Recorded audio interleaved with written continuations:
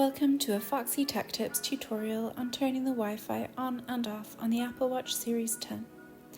If you find this tutorial helpful, please consider subscribing to my channel and liking the video.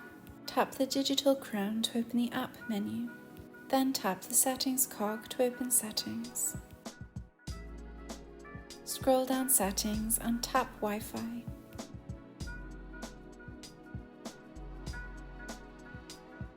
Then tap the toggle to the right of Wi-Fi to turn it on and off.